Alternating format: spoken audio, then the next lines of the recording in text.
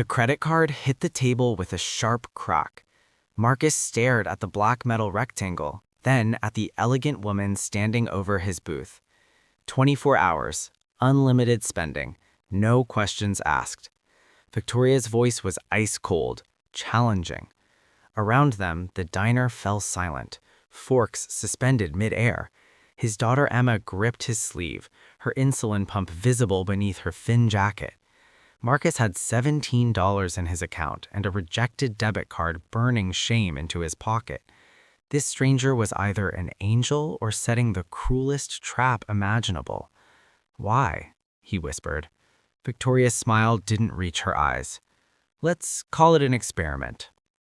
Before we reveal what happens next, drop a comment telling us where you're watching from. Hour 3. Victoria's assistant refreshed the transaction screen again. Medical supply warehouse, $8,000. Costco pharmacy, $12,000. Wait, he's at a construction supplier now? Victoria leaned forward, her documentary crew filming her reaction. This wasn't the script. She'd expected designer clothes, maybe a luxury car.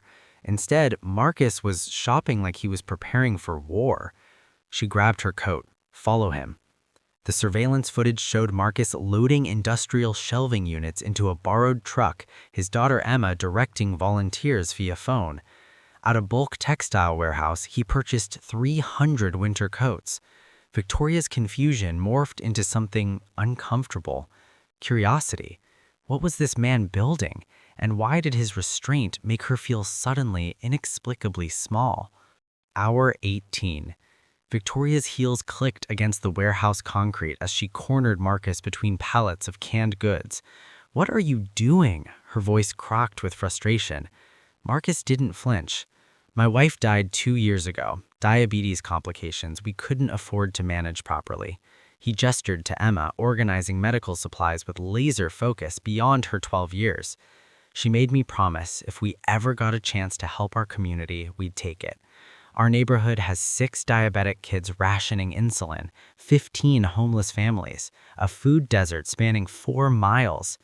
Victoria's camera crew shifted uncomfortably. This wasn't exploiting wealth. This was strategic warfare against systemic poverty.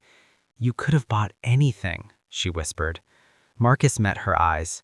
"I did. I bought hope." Hour 23. Victoria stood frozen in the community center doorway.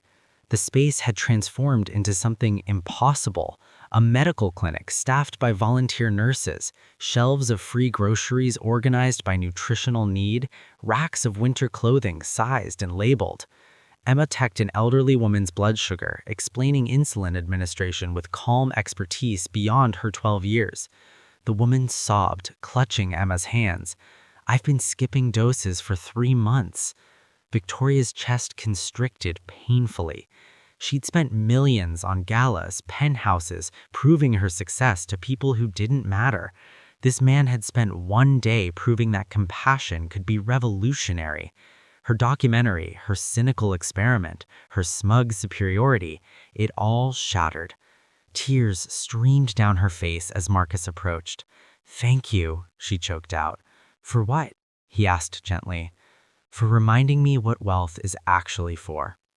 3 months later, Victoria's corporate offices felt like a museum of her former life. She signed the foundation paperwork, transferring substantial assets to sustain Marcus's vision across 10 cities. Her board called it reckless. Her accountant called it financial suicide. Emma called it pretty cool, while teaching Victoria how to organize donation drives. Marcus had refused repayment, instead requesting something more valuable, mentorship for his daughter. Now Victoria spent Saturdays teaching Emma business strategy, watching this brilliant child architect solutions for problems Victoria had spent decades ignoring. The media frenzy had been intense, but Marcus redirected every interview toward community needs. Victoria finally understood.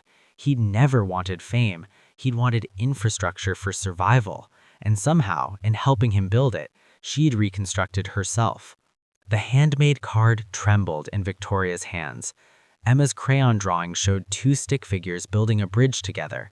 "Thank you for seeing my dot," the inscription read.